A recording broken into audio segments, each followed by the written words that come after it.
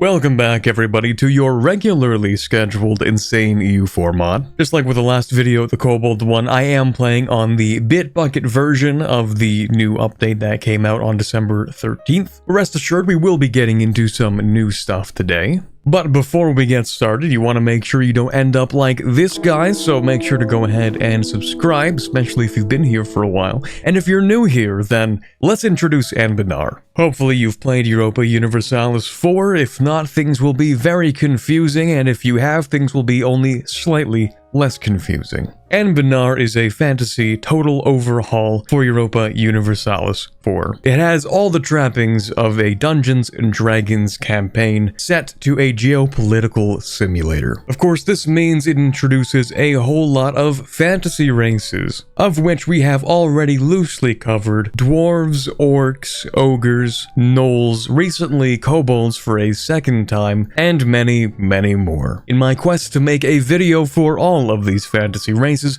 we'll be taking a trip down to this continent over here called South Elentir. Today we're playing as Ameion, a country which has received a lot of new missions. It's gotta be at least like 30 in here. But let's start with the lore, not this lore, we'll get to that in a second. Down here in southern Elentir, we're playing as elves in quotations, kind of. Not quite elves, we're referred to as Ruinborn, so don't worry, the elf video will still happen. Ruinborn, as the name suggests, are the remnant elves from the continent of Elentir, now two continents, North and South Elentir. We don't quite get to see, but there is a conveniently placed circle in the middle of these giant continents. Without getting into the specifics about the collapse of the Precursor Empire, basically magic disaster happened. Wow, that's crazy. Civilization is gone, except for these guys. These guys actually were protected through wards. They have giant wards in these cities. These are actually mostly city-state countries. They have like a little bit of development outside of the main cities, but as you can tell, the main cities are like the important thing. The wards protected these elves from the magical disaster for the most part. But unfortunately, a giant sea of irradiated cobalt was formed over here. Isn't that nice? So every now and then, giant winds of death and literal cancer just move down here, and it sucks. So the wards protect them from that. It also had the side effect of making us blue.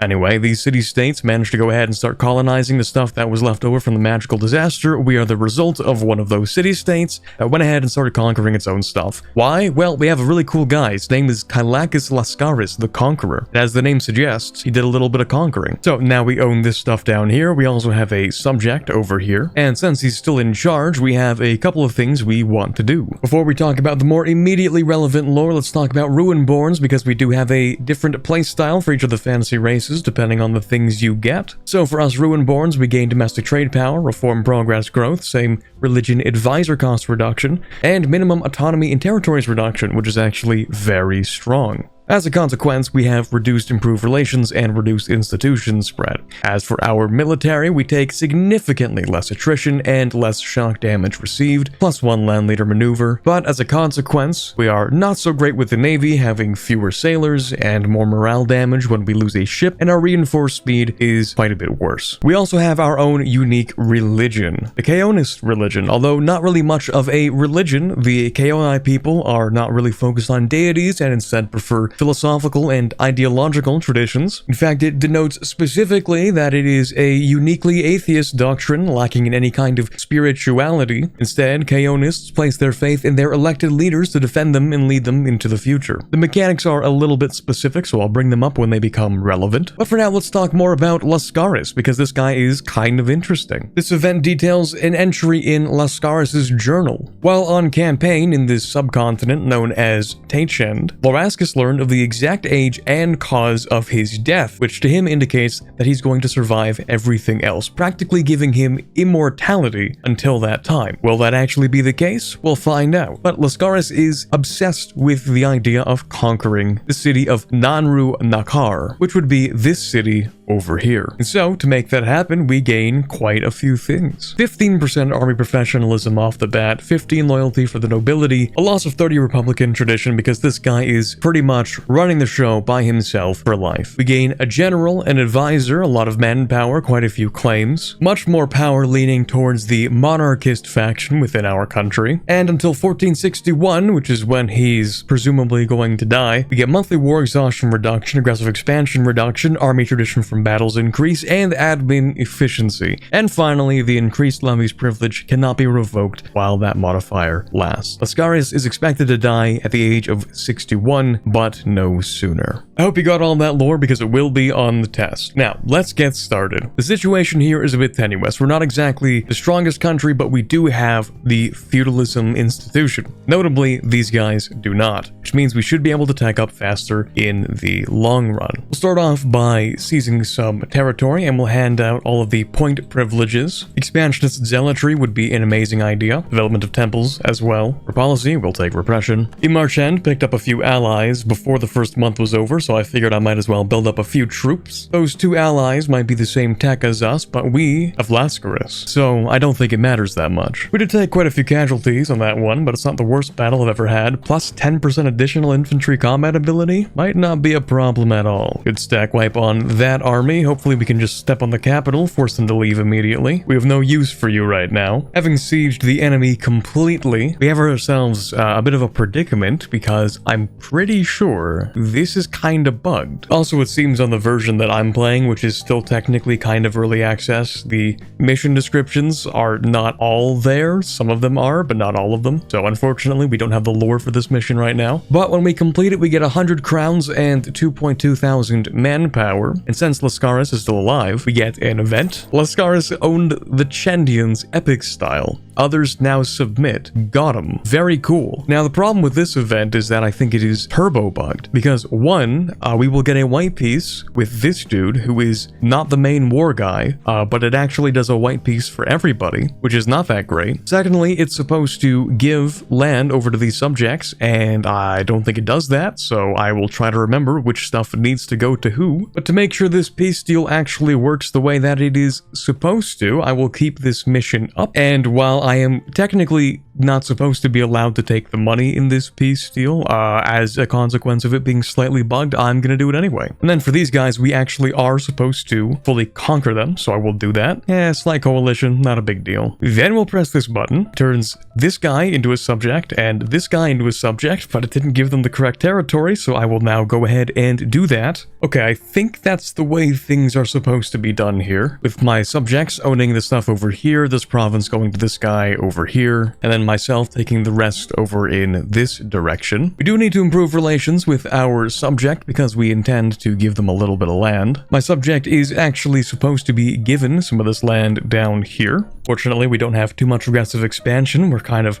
bordering the line, but it's all right. We got another event telling the story of a fleet sent by these guys up into the north, I believe. The expedition failed. Only one ship returned. Very tragic. Main point is, if we raise our navy tradition and size of our navy, then maybe we'll find a way to control the seas once again. I don't know what this actually means, but presumably we will be able to explore up over to here so we can see the rest of South Island here. And we're a great power. That actually is impressive. We have ourselves yet another scripted event. It details a conversation between Lascaris and, I suppose, two of his advisors. We have to ask, what do we want to focus on? Either integrating the Techendi, which of course is these guys over here, improving our ties with our western neighbors, the other Kaonai states, or improve the military capabilities. Top option, which is the one we'll go with, gives us 2 admin plus 100 admin power and changes Lascaris' trait from lawgiver to scholar, which would be a good idea. Second option would give us 1 diplo, 150 diplo power, and instead changes inspiring leader to silver tongue. It's actually not a bad idea at all because that would allow us to decrease our aggressive expansion.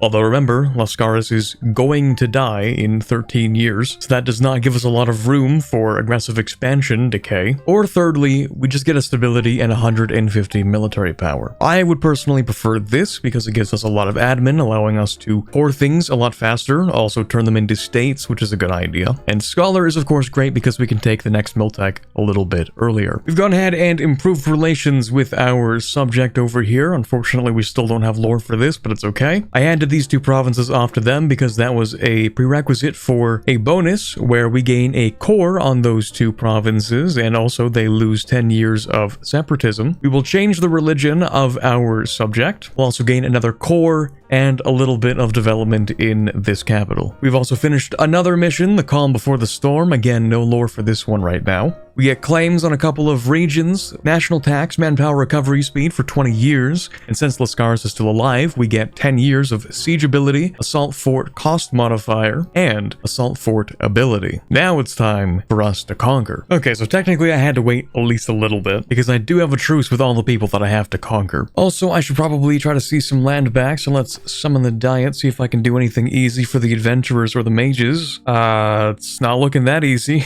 At least the merchant guilds aren't that bad. Marketplace in the capital, it's probably doable. Take some land back. The estates will not like that very much, but I don't care. I'll go ahead and take care of these rebels before they become a problem during a war.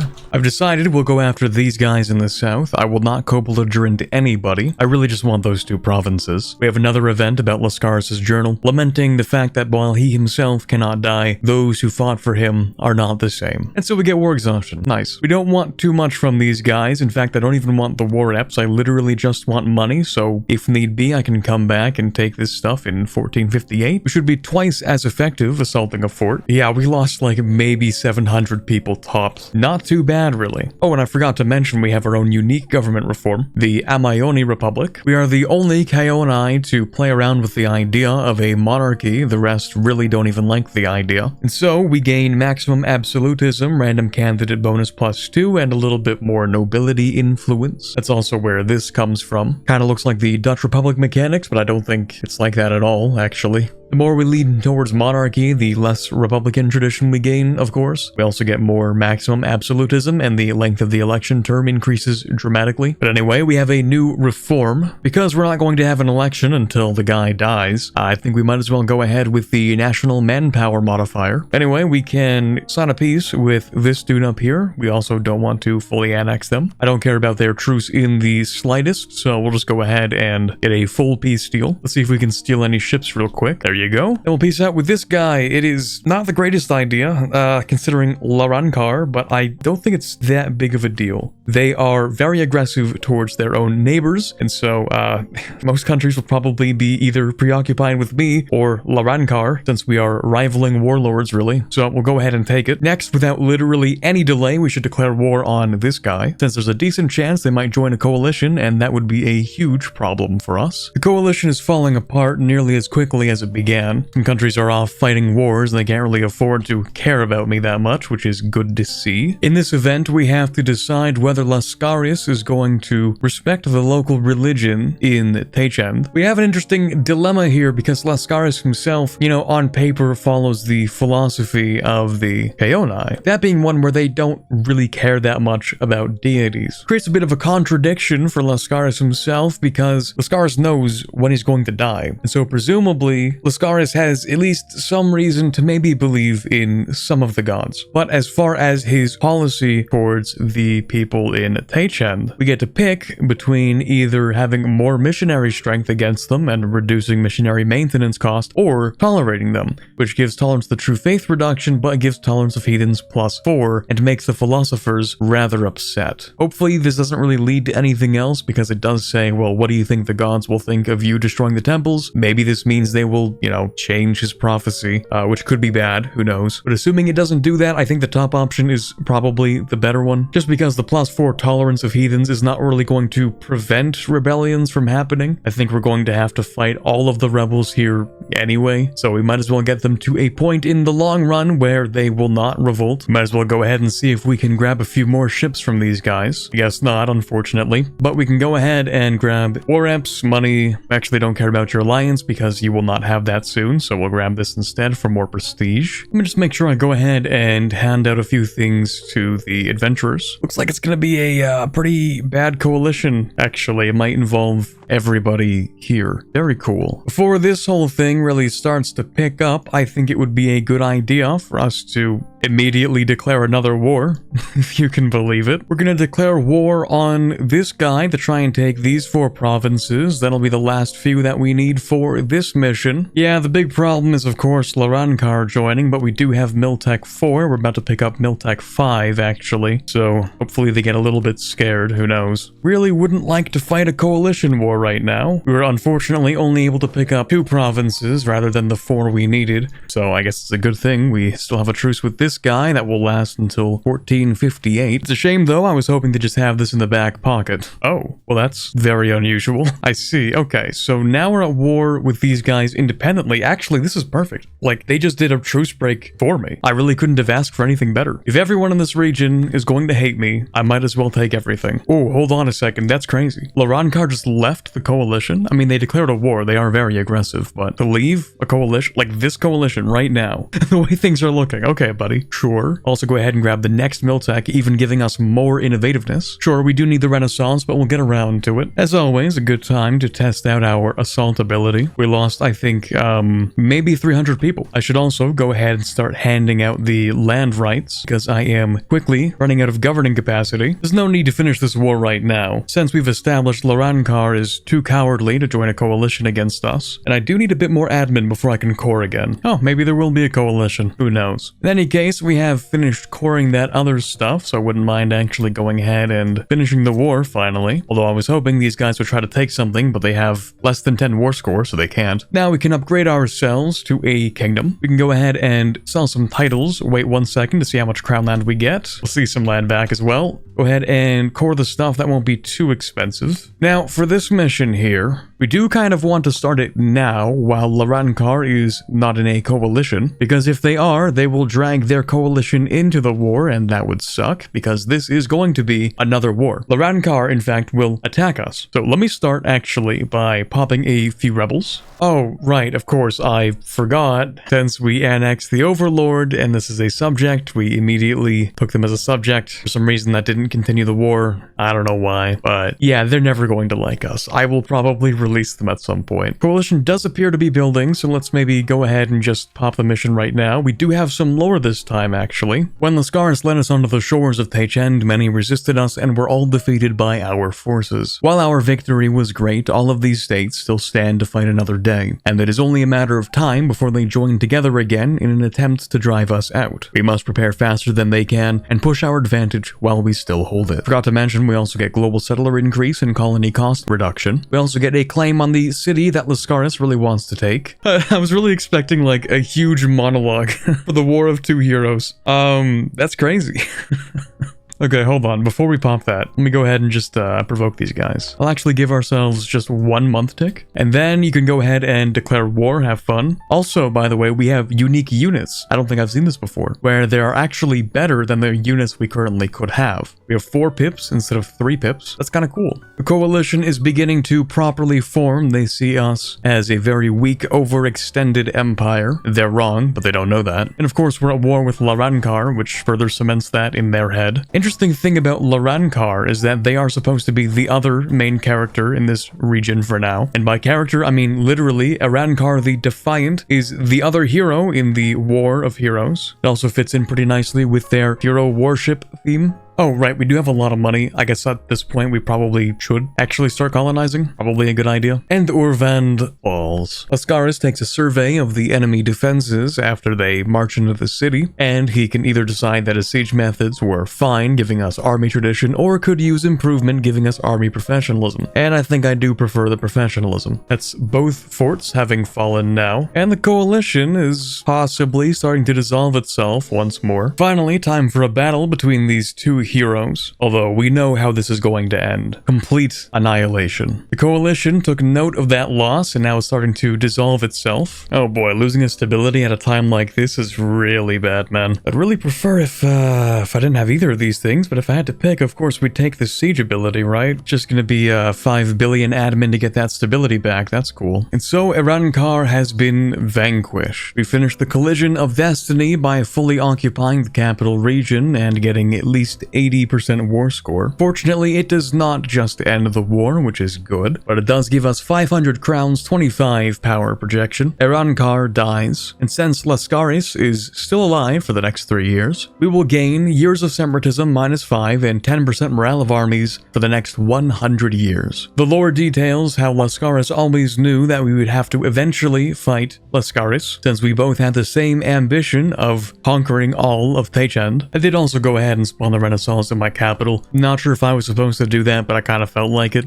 It is expensive. In fact, I'm only going to take more territory, and it's only going to take a significantly longer time to spread, so I might as well embrace it right now. Go ahead and annex this guy. And to ensure our hegemony over the region, I will be taking all of this. Before I do that though, I'd like to give away a little bit more crown land, just to make sure I'm not wasting any. I'll give the merchants land rights, and there we have it. It is quite a lot of overextension, so we will have to deal with this. That's really not going to be too bad, because even though we don't have a lot of admin, we do have a couple of countries we can pop out and turn into subjects. So we'll start with Sedregenhi. I'll also be sure to hand over quite a few things to my other subjects. There we go, all that territory's been managed. The coalition should be permanently defanged from now on, and now we can focus on other things while we wait for him to die. We do need to eventually get around to annexing our subject here, so I might as well get started. Well, there goes Lascaris. How exactly Lascaris passed is unknown. He kept the destined means of his demise a secret for almost 3 decades. He was found slouched on a tree stump,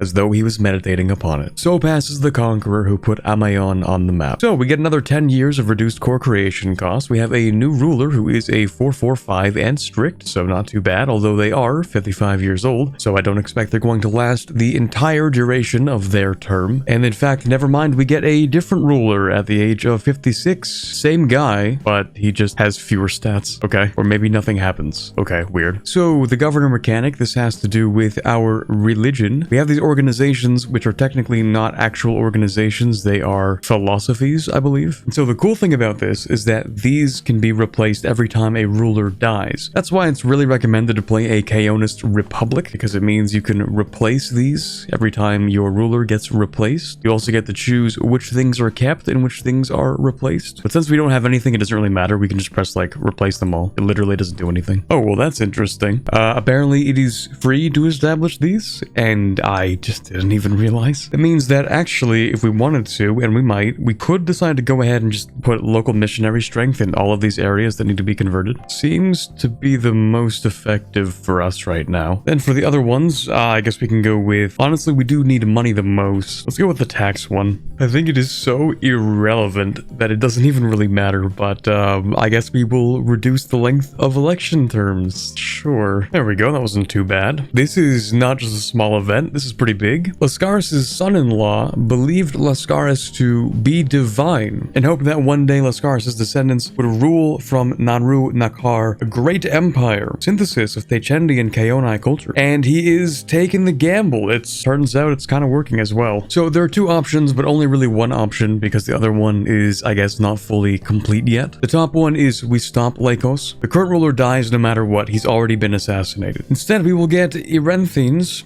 as our ruler. We get another general. We lose a stability. Yay, a second one. Isn't that fun?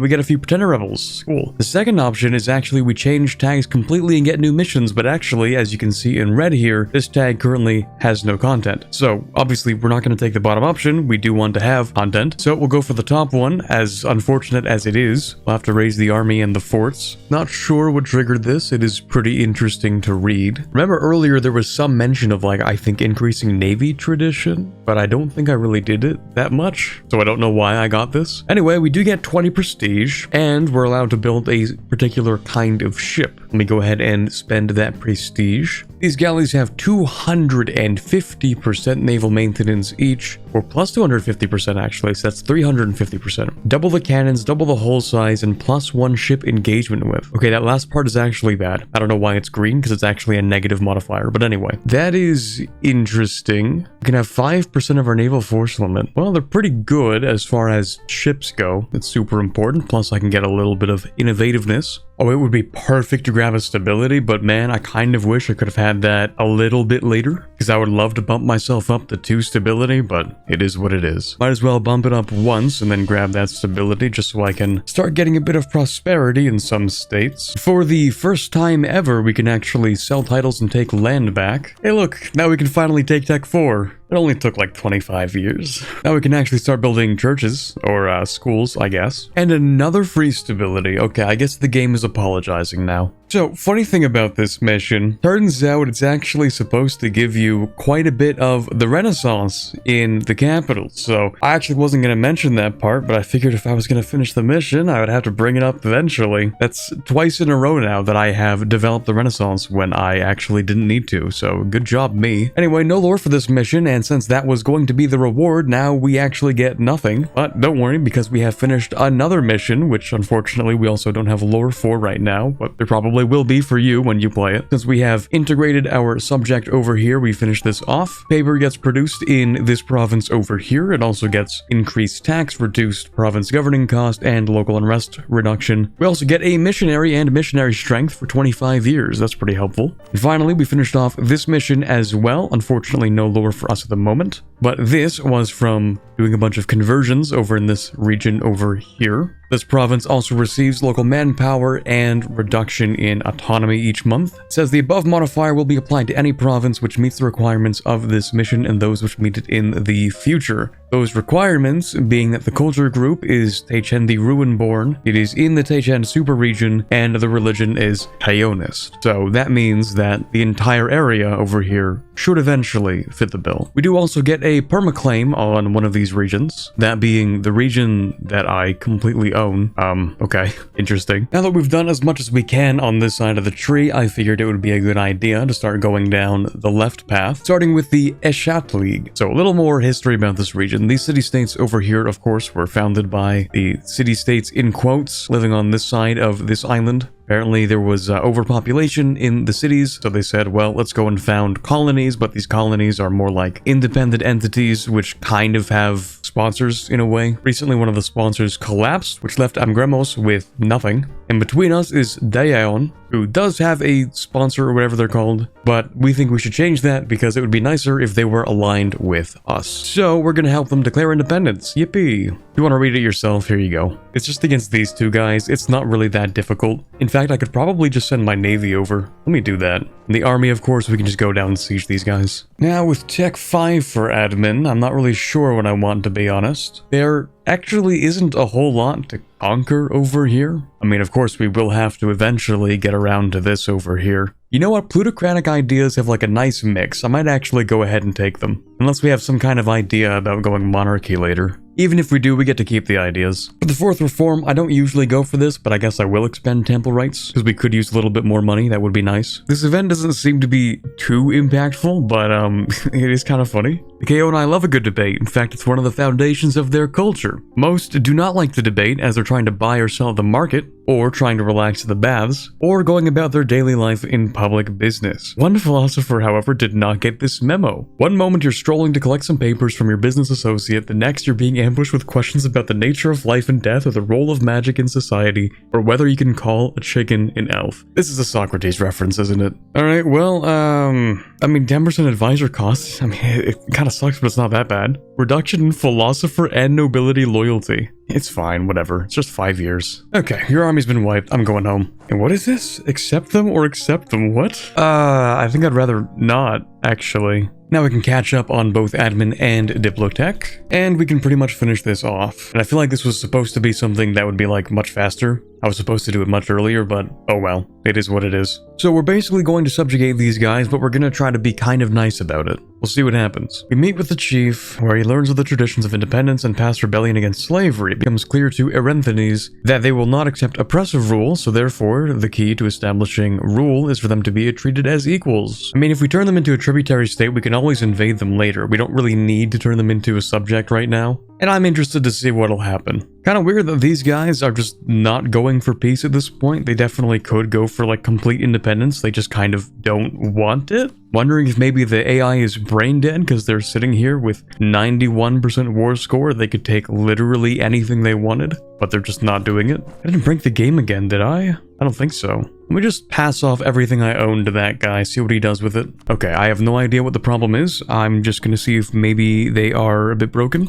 91% war score, if they wanted everything. It's not even an independence war, that might be the problem. Like, they're already free, they're already independent. Okay, I don't know why they're not piecing out, so I guess I'll just do it for them. That's kind of weird. Because I'm pretty sure they could get a literal 100% peace deal. Yeah, so I have no idea what's wrong with the AI right now. I'll do something pretty basic, you know what? They can have, like, all the money. Okay, now that that's over with, it should have been over a long time ago, actually. Oh, right, I did get some of that money, didn't I? Okay, well, we can use that to finish this off. These guys over here are fiercely independent, but that doesn't mean we can't, like, teach them a bunch of stuff. So we'll help them out, give them a couple of things to allow them to expand and consolidate. They get feudalism, a couple of frontiers, bunch of tax, tech cost reduction, institution spread, that kind of thing. Let's go ahead and improve the trust we have with this guy. Do the same thing over here. We can also take land back, that's a good idea. Between these two missions, we only have enough Diplo right now to do one of them, because they both make you lose a little bit of Diplo. I think I prefer the right side, because that unlocks more missions that we can complete right now, so we'll go ahead with that. In many ways, over the past several decades, we have become wealthier and superior to the Kaons in the West, and now we seek recognition for our superiority. By improving relations with a couple of the countries out west here, we will gain 30 prestige, 5 Republican tradition, and until the end of the game, our capital receives reduced development costs, plus 1 building, reduction to the cost to upgrade the Great Project, which looks kind of alright, I guess, and local defender dice roll bonus. Now, we've also completed this mission over here, having cemented our rule in Taichend, and subjugating some of the guys over here in the middle, and ourselves having heritage from the Kaonai in the west. We have the foundations for an empire that could rule the entire area, and to unite all these groups under our one identity. Looks like we get 10 crown land and 1 stability, very nice. That brings us up to 3 stability, and actually I would like to go ahead and sell that crown land for more money. In fact, I should have done it first and then gotten that crown land back. I would have gotten more money. We've also completed this mission. Unfortunately, we don't have the lore for it right now, but we can unlock a flagship and we get a subjugation CB on all independent Taichendi nations with less than 60 development, which should be most of them. I mean, even Larankar has exploded at this point. Not sure why we want subjugation rather than just your conquest, but I guess we'll find out. We do get an explorer, so that's nice. Yeah, it looks like this guy actually did not reach all the way to the next election cycle. He is very dead. We get to pick between a 3-3-4 and a 1-4-3, so I don't really have a choice here. We will lean a little bit closer towards the Republic side of things. And you know what? They have some pretty decent stats. That's fine. We do get to pick what to do with our governors. We have yet another school. Either we can leave everything in place or pretty much replace all of them. And you know what? I mean, it's a little bit annoying, but I'm going to keep on replacing them. You can also go ahead and grab the next idea group. Hard to know what I want for this one because there are like so many different things we can do. It seems like we have a lot to do with subjects, so maybe I go ahead with influence ideas. Like Diplo would be nice, of course, because we get the province war score cost, and it would stack, but I don't think we'll be taking that much territory at once. Spoiler, it's not like this area is very colonized, so each war is going to be relatively small anyway. Oh yeah, completely forgot I need to actually go and explore stuff. Let's go explore over here, sure. Now that we have the points, we can go and finish off this mission. To secure the prosperity of the Eshat League is to ensure that we are on the same page regarding our settling of the Andic Reach. That's this area over here. So we have to make sure that we delineate our borders ahead of time so we don't start clashing with one another at some point. So we lose 100 admin, 100 diplo, and we get an event. Of course, as we continue to settle this land, we will eventually start competing with one another, but us, the 3 members of the Eshat League, will do things a little differently.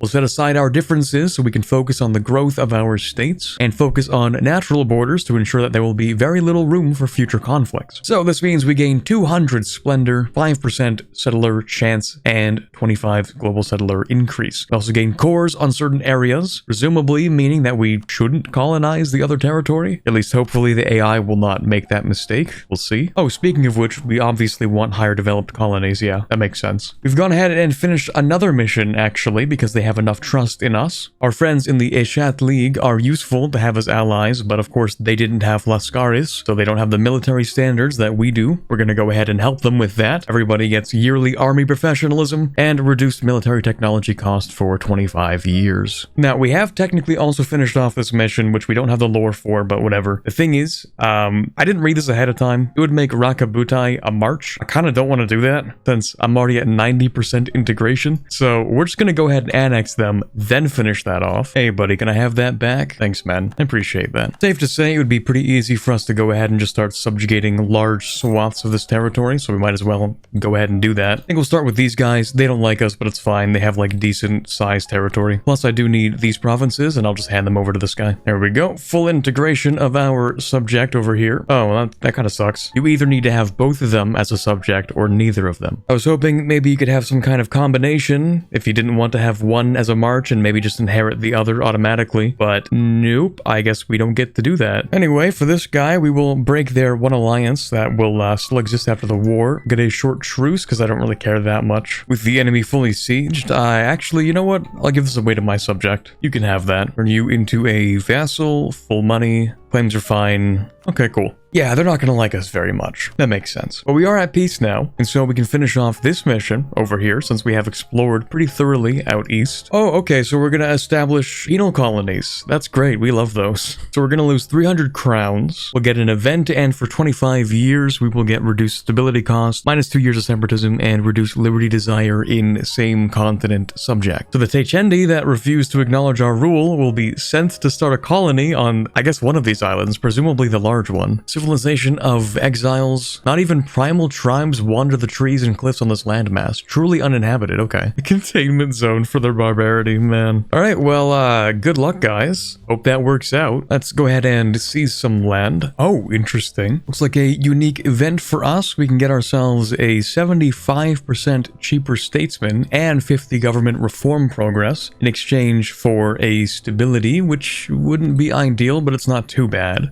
I mean, it is a 75% cheaper advisor. It is pretty good, because that means we can upgrade them to level 3 and have no problems with that. We can also enact our tier 5 government reform. Seems we only have a couple of options. This is good for cavalry, not too keen on that. This is for artillery and ships. Actually, that's pretty good for artillery. That's like 30% more damage to start with. Not too bad. Then force limit infantry cost, increased damage taken, artificer force limit. Okay, well, we're not really doing that. Reduced reinforced speed, cavalry gets worse, but we take a lot less damage and also deal less damage. Not really a fan of any of these, to be honest. If anything, I think we could go for the artillery because getting plus 0.3 artillery fire as a flat bonus is really good. Well, it seems like Navy is going to have a big part to play for us, so you know what? Sure. We've gotten enough trust and opinion with our allies in the south to unite our diplomacy. The Eshat League settles along common borders, fights with common tactics, and champions the same causes. The only thing left is to unify our efforts diplomatically once and for all. Naturally, as the largest member of the League, we are the one best suited to lead this common effort. And under our guidance, our two compatriots will share in our glory. We spend 300 Diplo power and make both of them into marches. We'll go ahead and sell some more titles, use that to build a few things. Okay, it's really funny that Kaonist Zealots just popped up in our colony, because they do start off with Techendi hero cults, but that can change real quick. Went ahead and developed a little bit over here to finish building new cities. Not much to say about the lore other than we built cities. Cool. The two that I built will gain local goods produce modifier plus 20% and statewide governing cost reduction. We've also finished this mission over here. As we've been spreading our Kaonist religion, we've also put a halt to the warlording and brought irrigation to the area, so things are generally improving for the Techendi as well. In practice, this means we get random 6 development and 20 years of an additional missionary and reduced monthly autonomy. I would have liked to wait before annexing this guy, but it seems like that's not really much of a choice because it holds us back way too much. So unfortunately, instead of picking this up first, we'll just have to integrate them. Truce is up, time to finish the job. Could vassalize that guy actually. In fact, it would be free, weirdly enough. And I am about to annex a subject. Wouldn't be that bad, might as well. Go ahead and fully annex and the Chend. Gonna hand out some land rights. I'm gonna keep that for myself actually. Anyway, we finished this off. Line is drawn across Teichend. On one side there's Lorankar, the would-be unifiers of Teichend. On the other side is us, the foreign interloper meddling in their plans for domination. Both claim to fight for peace, but it is only us who can truly provide it.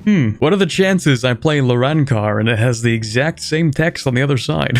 Anyway, strong duchies no longer costs absolutism and provides +1 diplo relations and another diplo rep. Nice. Plus, all of our subjects convert to Kaonist. That'll make it easier to integrate them. I think at this point I'll go ahead and maybe hand out a couple more land rights. Finish colonizing that province, which will give us a few bonuses for a little while. Is this technically mine or is that his? Technically his? Fine. We can colonize over here. Oh wow, another election in which there really isn't a choice. Neat. We'll go with the top one. There we go. We have integrated our subject at last. Unfortunately, no lore for this mission, but we do get reduced autonomy in these areas that we just integrated. I guess that would be the benefit if we didn't inherit them, but anyway. We've now also finished this one, which we don't have the lore for, but that's okay. Permanent claim on the Chendia region, mercenary maintenance and cavalry combat ability for the next 25 years. Rakabutai is not a subject. Okay, maybe I should have kept them as a subject. Maybe that was a bad idea. Well, it is what it is. So for this mission, I'm guessing having them as a tributary doesn't count as a subject. If that were the case, I don't think the tiles held by my tributary would be highlighted like this. And so maybe the first option isn't actually the best option. Okay, I think I'm actually just stupid. You definitely can finish this. Aside from that, we do need to, I guess, reform the army, make it a little bit larger, and then declare war on somebody over here. That should finish off this mission. And I do already have quite a few extra people that I can just use for this. Seeing as we do have an additional slot for a diplomatic relation, I guess we should probably try to subjugate somebody. Funny enough, I do still have this subject, just never really got rid of them, so I might as well declare our war. Like, I don't have claims on any of this stuff, just a lot of subjugation, and there are like 20 vassals being made here. So actually, I'm just gonna go ahead and fabricate a claim before I declare war, because I do not want to subjugate them. You know what? That is really convenient, actually. Okay, the mages want this province. They'll give me a claim immediately. Sure. Don't mind if I do. Oh, hello. First contact. The Ruin was an event shrouded in hundreds of myths and legends. Sure. No one really knows what happened. People thought that those who tried to flee ended up dying. They were wrong, of course. The elves ended up escaping over to, what's it called? Escan? The not Europe of Anbennar, also Sarhal, and a few other places. It seems that the Jaharian Exemplars, a disciplined and experienced army who worship the single sun god Surael, have arrived on our shores. Whatever happens from now on, it is clear that Teichend will never be the same again. Yeah, so these guys are kind of a problem.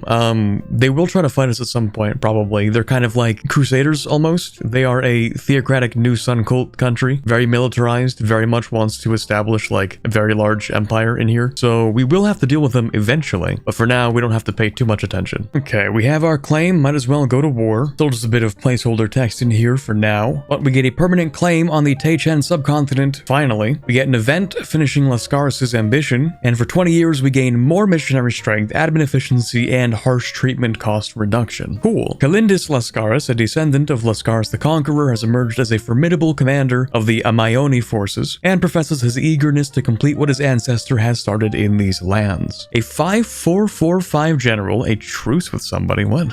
Why am I getting a truce with someone? Okay, anyway. Interesting that in this mission it says the Conqueror lived over a century ago. He kind of didn't. He died like within living memory. Like 30 years, actually. It's not a very long time. In fact, if he were lucky, he could be alive like right now at the age of 90. Don't really care much for either of you right now. Just, I don't know, break your alliances. That's fine. Same thing with the other guy. No alliances. Okay, white peace. We'll just take full annexation for this guy. We will wait one day to make sure we actually finish this off. There we go. I really wish what I could do actually is just like go to a subject, go to grant province, and then go like click, click, click, click. I really wish I could do that. Sadly, not a thing. You have to do it one at a time. It's very unfortunate. Next, we need to give ourselves religious culture and enforce unity of faith. So here we go. Enforce unity of faith. Religious culture takes a little bit of crown land, but very soon we should be able to take some back, so it's not a big deal. Philosophers are still pretty happy for the most part, but we do need to give them more influence temporarily. I actually wouldn't mind also giving them protected burials. That should make them happy enough to finish this off. The Teichendi refer to us as the West, and Teichendi, who have adopted our customs, proudly style themselves as Clarayan, Westerners. We may be from their west, but with our guidance, they will someday be the people pushing outwards to rebuild in another direction and truly be Clarayan. Okay, so what do we get here? The rise of the Clarayan. Religious culture no longer costs absolutism and gives minus 15% embracement cost. I'm guessing that means embracing institutions, maybe? Enforce unity of faith, also same thing with absolutism, also gives tolerance to the true faith. Cool. And we get an event. I imagine this is probably filler text, but yeah.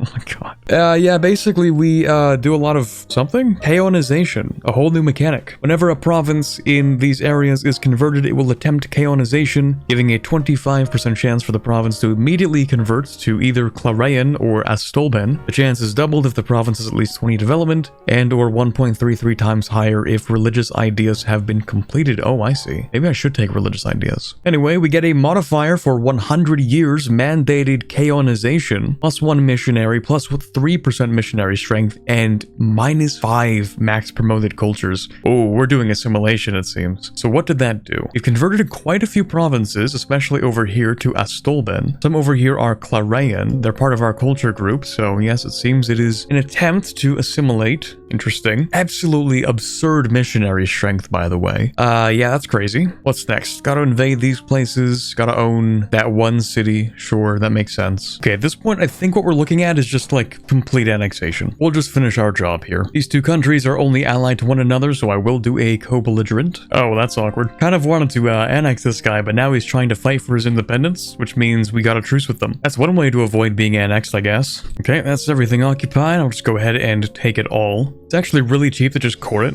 Like, I could make subjects, but kinda can't be bothered. Unfortunately, it seems like I have a truce with everyone involved here. Truce with Larankar is over. Take all that. This time I actually will hand it off to my subject. There we go. More governing capacity. We've desperately needed that. This guy, he gets his independence, immediately becomes a vassal of somebody else. Well played. Truce is also up with these guys. We should be able to take all of their subjects as well. Wait a second, these guys are a vassal? Wait, you own this? What is even happening, man? Anyway, next reform. I think supremacy of the diet is the least intrusive one. Gives us loyalty equilibrium for all estates. No longer increases influence when calling the diet. Elections influence the estates, but that actually just means that we gain loyalty, which is kind of cool. I mean, I guess we could get the presidential system, but this is fine. You know what I forgot to build, actually? A flagship. Specifically, it said we had unlocked a flagship. Oh, this. Flagship cannons 250%? You have to hover over it, but it also tells you that you get 250% durability, which is kind of insane. Apparently, it is a massive galley based on the designs of Kaonai Degaricus. Interesting. Requires 8,000 rowers to move? Insane stuff. Well, if it's going to be a fighting ship, might as well make it good. I mean, it would make sense to make it a galley, right? But in practice, it really is a heavy ship, just a really big galley. It's gonna be a heavy ship. I'm keeping it like that. Okay, we can take everything, I think. That's every single province. Perfect. Of course, I'll hand some of it to my subject. And now that just leaves the city that Lascaris wanted to conquer the whole time. And the city has finally fallen. Well, for like the 5th time. But now we can take it. It's a little expensive, but not too bad for the admin. And of course, that will be mine. But let me go ahead and sell some titles first, actually. That'll give me more crown land. And so we finished off this mission. The River of Teichen. Majority of Kalaventi reside in the countryside surrounding Nanru Nakar, with the city of Royakotar being a notable exception. High concentration of mementos from our ancestors. Oh, right, yeah, we have the whole, what is it? Precursor site excavation. So like the precursors have a bunch of things they left around. We can excavate those sites. That's what they're referring to. Anyway, we get paper in one of the provinces in the capital. Center of trade level is increased. Gain subjugation CB on the Jaharian exemplars, which do exist now. And we get the event City of Destiny. Nanru Nakar based Nakiria will be better. Yo. So the leader, hold on, the leader dies? Why? What was that, like Lascaris' ghost or something? Like his goal is done, so now he disappears? So why would he die? It's kind of weird. We do gain a core on that though, so you know what? Maybe I'm going to stop coring that. That's pretty convenient. We gain 15 prestige, 200 splendor, religion and culture changes, becomes the new capital. Okay, that's fine. And Laraskis' vision is fulfilled. Perfect. Now, the thing about moving my capital is that it's going to absolutely annihilate my trade, so I'm actually going to move my trade capital back. But honestly, given all the stuff that we've done here, we have actually gone ahead and fully conquered the area before 1500. I think this would be an ideal place to actually end off today's video. We have fulfilled Laraskis' ambition, conquered all of Teichend, unified part of this area, not quite. Once these guys fall, we will turn these guys into a march. We should also have something for subjugating these guys and reorganizing them into other states. So there's definitely still a lot to do, but surprisingly, we've made our way through like half the mission tree. Normally, I don't get nearly this far in the first video of a possibly 2-part series. Might do in Ameion Part 2, one where I complete the entire mission tree, but for that to happen, you guys are gonna have to bring this video to 3,000 likes. There will be a deadline, however, though, so this video is releasing Actually, I have no idea when it's releasing. Let's just say 3,000 likes by January 10th. If you guys can do that, there will be a part 2 where I finish the Ameion mission tree. How about that? I hope you enjoyed today's video. If you did and you're new here, not subscribed, remember, that would be a good idea. For now though, this is Corbett, signing off, and as always, have a fantastic day. Shout out to all the patrons for this month. These people not only help make the channel possible, but also receive early access to videos. So a big thanks to Erica, Baby Cal, Born to Dunk, Le Quebecer, Nick Steffel, Q-Brute, AG Forero, Ben Mottram, Quiet Guy, Rosset, Torvalve, Ambient Cyan, James Levy, Luke78776, White Rook, and Robert.